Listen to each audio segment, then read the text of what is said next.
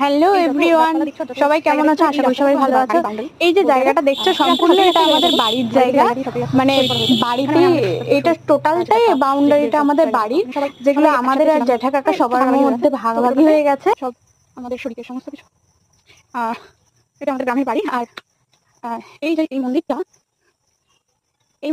এটা আমাদের বহু পুরোনো মনসা মন্দির। আগে একটা ছোট্ট করে বাঁধানো ছিল, মানে সান বাঁধানো ছিল, আর উপরে একটু দেওয়া ছিল না, এই বাস্তু গাছটা ছিল, আর ওর পাশে শ্যাওলা গাছ ছিল। ওই দুটো দিয়ে তারপরে ছাউনি মতন ছিল, দাঁড়ায় গাছ দিয়ে ছাউনি দেওয়া ছিল। এখন ওই এটা করা হয়েছে মন্দিরটা। এখানে সব গ্রামের লোকরা আসে পুজো দিতে মনসা পুজোর সময়। আর তারপরে এখানে বাস্তু পুজোর স্থান, এখানে বাস্তু পুজো হয় প্রত্যেক বছর বছর। আর ওখানে মনসা পুজো হয়। আর একটা জিনিস দেখাই তোমাদের, সেটা হলো দেখাচ্ছি।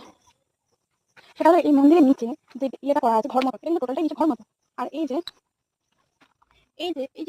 ইয়েগুলো দেখছো গর্ত মতো, এইগুলো হলো গিয়ে মানে কথিত আছে বা যে কারণে করেছে সেটা হলো গিয়ে এখানে মনসা মন্দিরের নিচে এরকম ঘর